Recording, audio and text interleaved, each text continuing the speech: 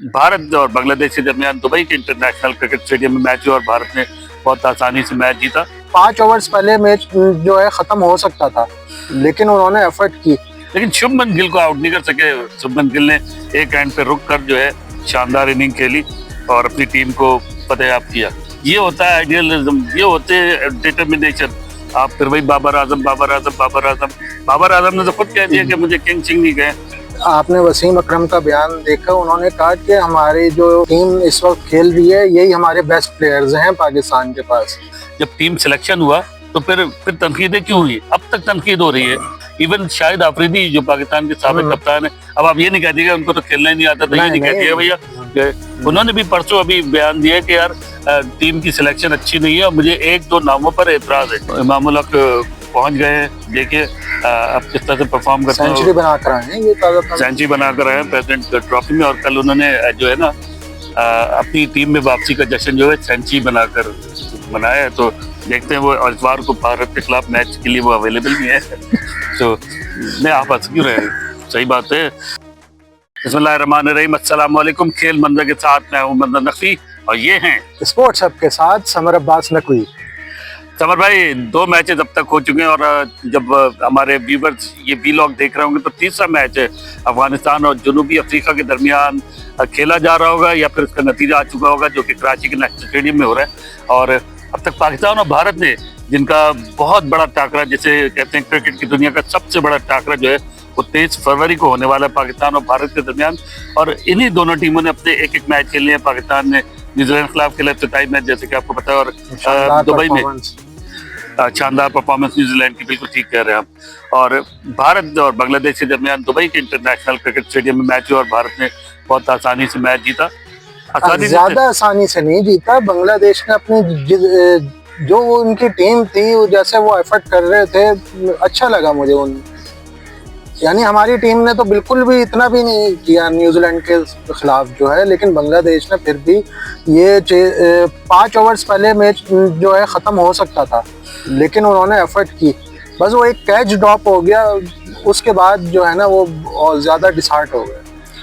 देखिए, catch drop होना तो खेल का हिस्सा है और एक कैच क्या मैच में एक इनिंग में 4 कैच गिर जाते हैं। लेकिन बहरहाल आपकी बात दुरुस्त है कि अच्छा, क्योंकि अच्छा इस सेंस में कहेंगे बांग्लादेश का कि 35 रन पे उनके 5 खिलाड़ी आउट हो गए। तो फिर जिसके बाद जाकर अली और तौहीद रिटॉय ने शानदार बैटिंग की और 154 रन की शराकत कायम की और बड़ा रिस्पेक्टेबल स्कोर बनाने की कोशिश की बांग्लादेश का, और उसमें कामयाब भी हुए। तो पूरे 100 रन की इनिंग भी खेली रिटॉय ने। तो आपकी बात बिल्कुल दुरुस्त है। फिर उनके बॉलर ने भी एफर्ट की और विकेट हासिल की, कोहली को आउट किया, शर्मा को आउट किया, लेकिन शुभमन गिल को आउट नहीं कर सके। शुभमन गिल ने एक एंड पे रुक कर जो है शानदार इनिंग खेली और अपनी टीम को फतेहयाब किया। शुभमन गिल का बैटिंग नो डाउट बहुत अच्छी है, लेकिन उनके जो आइडियल है ना, अभी आपने बयान उनका सुना होगा किंग बाबर आजम के हवाले से, वो अभी भी कायम है अपनी राय पे कि वनडे टीम के नंबर 1 बैट्समैन वो बाबर आजम को करार देते हैं। सर, आप फिर वही दिल के पपोले फोड़ने वाली बातें शुरू कर दी आपने। हम बात कर रहे हैं रोहित शर्मा, शुभमन गिल की, आप अभी तक बाबर आजम को रोए जा रहे हैं। लेकिन उनका आइडियल की बता रहा हूँ मैं बात आपको। आइडियल उनका आप पता नहीं किसने बताया, आइडियल उनका रोहित शर्मा है जनाब। जब अंडर 19 वर्ल्ड कप हो रहा था आज से 4 साल पहले, 4 या 5 साल पहले, एग्जैक्टली मुझे याद नहीं, तो शुभमन गिल को बैटिंग करते हुए जब लोगों ने देखा, फिर जब इंटरव्यू किया तो उन्होंने कहा मेरे आइडियल रोहित शर्मा, और मैं चाहता हूं कि एक दिन जो है ऐसा है कि मैं रोहित शर्मा के साथ ओपन कर रहा हूँ। और देखिए, रोहित शर्मा और शुभमन गिल जो है वो अब पिछले 2 साल से ओपन करते आ रहे हैं। ये होता है आइडियलिज्म, ये होते हैं डिटर्मिनेशन। आप फिर वही बाबर आजम बाबर आजम बाबर आजम बाबर आजम ने तो खुद कह दिया कि मुझे किंग सिंह नहीं गए। बल्कि हो सकता है कुछ अरसे बाद, जैसे मैंने शायद कल भी अपने व्लॉग में कहा था, कि हो सकता है कुछ अरसे बाद मद्दा उनको बैटर शैटर भी कहना छोड़ दे। नहीं, अब ये तो ज्यादती होगी।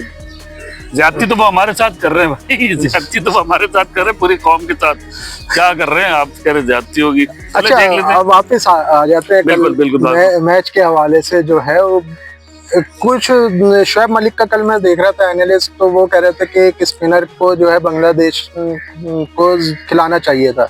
2 स्पिनर्स तो खेल रहे थे, को और चांस देना चाहिए था, तो और गेम जो है वो फंस जाता। मुझे हैरत है शोएब ने बात कही है, लेकिन क्योंकि इंडियन तो वैसे ही उनके पास देखिए ऑलराउंडर की सूरत में उनके पास स्पिनर ही है, जब एक हार्दिक पांड्या है और वॉशिंगटन सुंदर भी है, लेकिन आप देखें कि अक्षर पटेल उनके पास है, स्पिनर है, वो ऑलराउंडर है। कल उन्होंने बैटिंग भी करके थी, नॉट आउट भी रहे 41 आई थिंक मेरा ख्याल उन्होंने बनाया, अगर मैं नहीं वो आउट हो गए थे, राहुल 41 पे नॉट आउट रहे थे। तो बहरहाल बांग्लादेश को कहा है, इंडिया को नहीं कहा, बांग्लादेश के अच्छा स्क्वाड में एक स्पिनर और उन्हें खिलाना चाहिए था। क्यों नहीं, तो मैं उसी काउंटर में बात करूं कि इंडियन तो ऑलरेडी स्पिनर्स को अच्छा खेलते हैं, उनके पास अपने स्क्वाड में 4 स्पिनर हैं, तो वो स्पिनर पे कैसे फंस सकते हैं, मैं ये बात करने की कोशिश कर रहा था। अच्छा। तो वो बहरहाल हो सकता है कि वो अगर आप ये देखें कि भाई स्पिन विकेट थी, और अगर बांग्लादेश के पास, वो ये कहना चाह रहा हूँ कि स्पिन विकेट थी और बांग्लादेश के पास एक और स्पिनर होता तो शायद वो फंस जाते इंडिया वाले। लेकिन आप देखें कि इंडिया जब बांग्लादेश ने जो बैटिंग की उसमें और टीम ऑल आउट हुई है आखिरी ओवर में, तो 8 विकेटें जो है फास्ट बॉलर ने हासिल की है। समझ है ना आप मेरी बात को, कि अगर इंडिया के स्पिनर ने भी ये आउट किए होते तो हम ये कह सकते हैं कि बांग्लादेश के पास एक स्पिनर शॉर्ट था, मगर 5 विकेटें मोहम्मद शामी ने हासिल की, अपने तजुर्बे से बड़ी अच्छी बॉलिंग की 53 रन देकर, और 3 विकेटें हर्षित राणा के हिस्से में आई। और हर्षित राणा के बारे में आपको पता ही होगा यकीनन कि वो जसप्रीत बुमराह के मुतबादिल के तौर पर लिए गए हैं। जब जसप्रीत बुमराह आउट हुए स्क्वाड से 15 रुकनी, तो फिर हर्षित राणा को लिया गया और उन्होंने अपना सिलेक्शन, जाहिर सी बात है एक ऐसी विकेट पे, दुबई की विकेट पे, जो अमूमन कहा जाता है कि फास्ट बॉलर्स को हेल्प नहीं करती, मगर जिस तरह से उन्हें बॉलिंग की 3 आउट की, फिर उसके बाद 2 विकेटें अक्षर पटेल ने 2 विकेटें ली, तो 8 विकेटें तो बहरहाल फास्ट बॉलर के हिस्से में आई। मगर हमारे जो पाकिस्तानी शायकीन है उनको ज्यादा खुश होने की जरूरत इसलिए नहीं है। इतवार को जो मैच रिवायती हरीफों के दरमियान, तो उसमें यह है कि जो पिच है वो कल के मुकाबले में मुख्तलिफ होगी। अच्छा, अगर ये आप समझ रहे हैं कि यार चलो ये पिच है जिसपे शामी ने 5 आउट कर दिए, हर्षित राणा ने 3 आउट कर दिए, तो हमारे शाहीन आफरीदी, हारिस रऊफ और नसीम शाह वो बहुत कमाल दिखाएंगे। तो मुझे नहीं लगता कि ऐसा होने वाला है, क्योंकि इंडियंस को भी पता है, आलगो के वो आईसीसी की चॉइस होती है कि किस विकेट पे मैच खेला जाए, लेकिन जाहिर से इंडियंस भी इसी तरह की तैयारी कर आएंगे। और उनके पास चाहे स्पिनर्स हों या फास्ट बॉलर, आपको पता है उनके पास दोनों हथियार लाजवाब है इंडियंस के पास, ये तो आप मानेंगे ना। बिल्कुल। वो अलग बात है कि जसप्रीत बुमराह का उनका सेटबैक हुआ है, लेकिन आप देख लें उसके बाद शामी है, फिर जसप्रीत, फिर वो हर्षित राणा है, और एक और वॉशिंगटन सुंदर भी ऑलराउंडर हार्दिक पांड्या है। आप पाकिस्तानी टीम को बिल्कुल हल्का ना समझें। आपने वसीम अकरम का बयान देखा, उन्होंने कहा कि हमारी जो टीम इस वक्त खेल रही है यही हमारे बेस्ट प्लेयर्स हैं पाकिस्तान के पास। वसीम अकरम ने भी क्रिकेट खेली है माशाल्लाह। वसीम अकरम, फिर अब मेरे मुकाबले पे उनके बयान क्यों ले आते हैं? मैं कहाँ वसीम अकरम, शुएब मलिक, ये लोग कहाँ, वो ठीक है, वो मैं उनके बयान को डिनाई नहीं कर सकता। जाहिर सी बात है वो बहुत सोच समझ के खेले हुए हैं, इतने टेस्ट, इतने विकेटें, 400 विकेटें ली हुई हैं। तो आप एग्री हैं इस स्टेटमेंट पे कि ये जो इस वक्त मौजूदा टीम में हमारे प्लेयर्स हैं पाकिस्तान के पास जो हैं यही बेस्ट हैं, इसके अलावा कोई नहीं? देखिए एग्री तो नहीं कह सकता, क्योंकि आप खुद देखें कि अगर वसीम अकरम का ये कहना कि यही प्लेयर बेस्ट है, तो फिर जब टीम सिलेक्शन हुआ तो फिर तनकीदें क्यों हुई? अब तक तनकीद हो रही है कि अगर यही बेस्ट प्लेयर हैं, अवेलेबल है आपको पूरे पाकिस्तान से, तो फिर टीम सिलेक्शन पे तनकीद की 2-3, इवन शाहिद आफरीदी जो पाकिस्तान के साबिक कप्तान है, अब आप ये नहीं कह दीजिएगा उनको तो खेलना ही नहीं आता, तो ये नहीं कह दिया भैया। उन्होंने भी परसों अभी बयान दिया कि यार टीम की सिलेक्शन अच्छी नहीं है और मुझे 1-2 नामों पर एतराज है। वो उन्होंने कहा कि मुझे नाम नहीं बताऊंगा, लेकिन जब शाहिद आफरीदी जैसे कप्तान, जिसने खुद T20 वर्ल्ड कप खेला हुआ है, ODI खेला हुआ है, उसमें कप्तानी की है, 2011 में वो कप्तान थे, आपको याद होगा जब भारत में हुआ था। तो यार एक कप्तान, साबिक कप्तान जब कह रहा है कि 2-3 नामों में थोड़ी गड़बड़ हुई है, तो फिर वसीम अकरम ये कैसे कह सकते हैं कि सबसे बेस्ट प्लेयर अवेलेबल थे? इसकी एक वजह ये तो नहीं कि हमारे जो PCB के चेयरमैन हैं मोहसिन नकवी साहब, उन्होंने अपनी सारी तवज्जो ग्राउंड बनाने में दे दी, स्टेडियम की लाइट्स में दे दी, और पाकिस्तानी टीम जो थी उसको पीछे छोड़ दिया। अब बड़ी अच्छी बात की आपने, एक ये भी ऐसा ही कमेंट्स मैंने भी कल पढ़ा था कि सारी तवज्जो मैदान बनाने पर दे दी, कुछ टीम पर भी, टीम बनाने पर दे देते। लेकिन खैर हम इस मरहले पे जाहिर से क्रिकेट बोर्ड को तनकीद नहीं करेंगे, क्योंकि उनका काम तो यही चीजें मैनेज करना है, और टीम बनाना तो सिलेक्शन कमेटी का काम है। मुस्बत तनकीद तो की जा सकती है। मुस्बत तनकीद का देखिए अब फायदा कोई नहीं है, टीम तो बन गई ना। मुस्बत तनकीद तो उस वक्त होती कि जब अगर टीम में रद्दोबदल का इम्कान होता, रद्दो बदल तो खैर हुई, जाहिर सी बात है, फकर जमान आउट हो गए, लेकिन वो टेक्निकल बेस पे थे, यानी अनफिट होने की वजह से। आज इमामुल हक पहुंच गए, देखिए अब किस तरह से परफॉर्म करते हैं। सेंचुरी बनाकर आए हैं ये ताजा सेंचुरी बनाकर आए हैं प्रेसिडेंट ट्रॉफी में, और कल उन्होंने जो है ना अपनी टीम में वापसी का जश्न जो है सेंचुरी बनाकर मनाया है। तो देखते हैं वो इतवार को भारत के खिलाफ मैच के लिए वो अवेलेबल भी है। तो मैं आप हंस क्यों रहे हैं?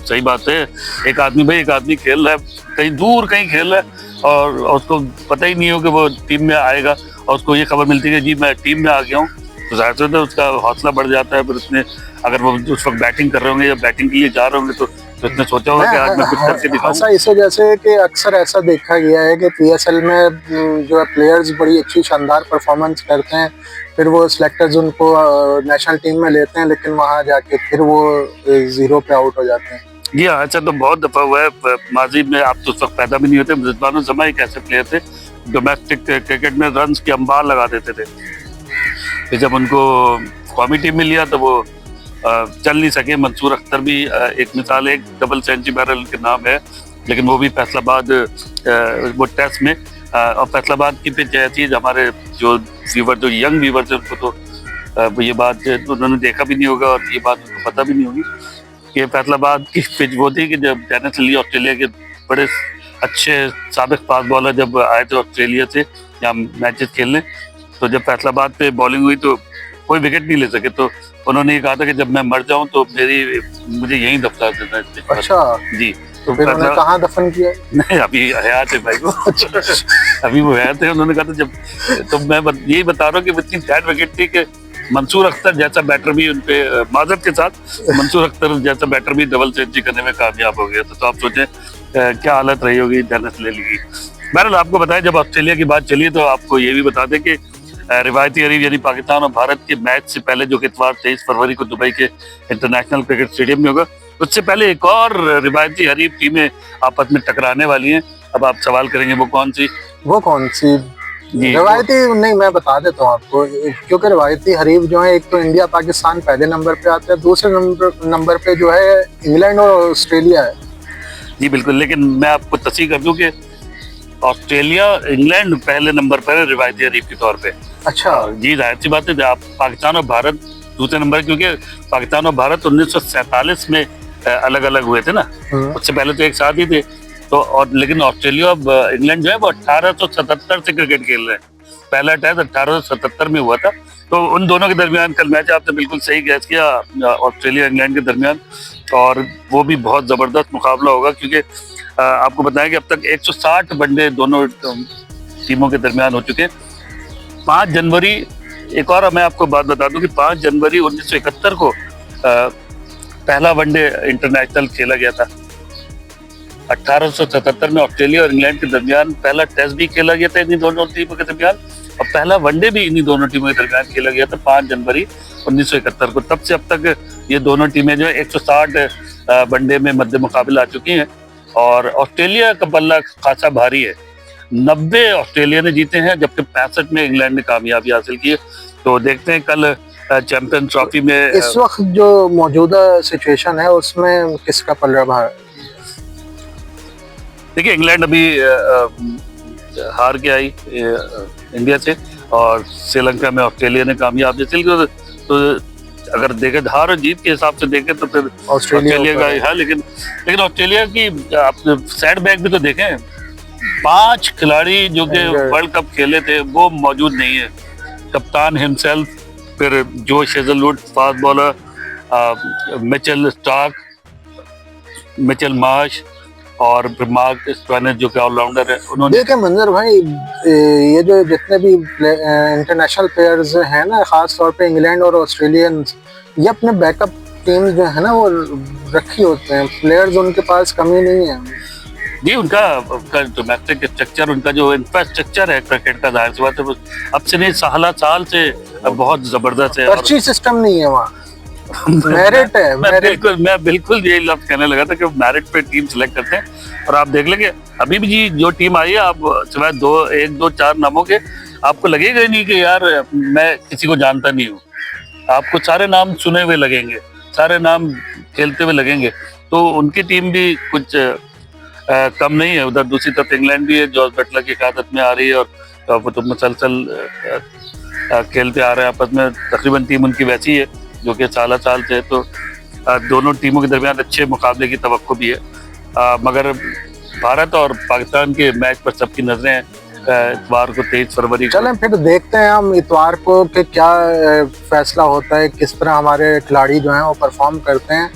बाकी आज के लिए मंजर भाई बहुत है इतना, हमारे व्यूअर्स के लिए जो हमने टॉपिक्स हमारे थे वो हम सब कवर कर लिए हमने। ठीक है, अगर आप समझते हैं तो ठीक है, फिर इजाजत चाहेंगे, आप अपने अलविदाई अल्फाज बोल दें। अलविदाई, हमारे तो व्यूअर्स बहुत समझदार हैं, वो हम आखिरी हमारी अभी ये गुफ्तगू सुन के ही वो समझ गए हैं कि अब हम इजाज़त ले रहे हैं। और जाते जाते आखिरी जो हम रिक्वेस्ट करते हैं नए सब्सक्राइबर्स, हमारे नए व्यूअर्स जो हैं, कि हमारा चैनल जो है वो सब्सक्राइब करें, जरूर करें, जरूर करें। ये फर्ज वाजिब की नियत से, ये तो हर यूट्यूबर ही बोलता है, जाहिर सी बात है उसके बगैर, क्योंकि ये बात इसलिए बोली जाती है, मैं आपको बताऊं आज ये बात तो इसलिए बोली जाती है कि हम बाज़ औक़ात 20-20 मिनट का जो है वो हम व्लॉग देख लेते हैं, लेकिन वाकई कभी ये ख्याल नहीं आता कि इसको सब्सक्राइब कर लें, पूरा देख लेते हैं लेकिन सब्सक्राइब करना भूल जाते हैं। बाद में सोच रहे होते हैं, सर्च कर रहे होते हैं कि वो कौन थे। तो आप जो है ना हमारे चैनल को उसी सर्च से बचने के लिए ये है कि अगर आप सब्सक्राइब कर लेंगे ना, तो नोटिफिकेशन जब वो व्लॉगर अपना कोई अगला व्लॉग बनाएगा तो खुद ब खुद आपके पास। अच्छा, उसके सब्सक्राइब करेंगे तो उसके साथ ही एक बेल का, घंटी का निशान होगा, उस पर जरूर आप क्लिक कीजिएगा ताकि हमारे जो वीडियोस हैं वो उनकी नोटिफिकेशन आती रहे आपके पास। बिल्कुल, और लाइक भी करें और कोशिश करें कि अगर आपको लगे कि यार ये हमारे दूसरे साथियों को, हमारे दूसरे लोगों को भी देखना चाहिए तो उसको शेयर भी कर सकते हैं। बिल्कुल, समझें क्या वो करेंगे हमारे व्यूअर्स जो है, इंशाल्लाह। चलें फिर कल तक के लिए हमें इजाजत दें। अल्लाह हाफिज।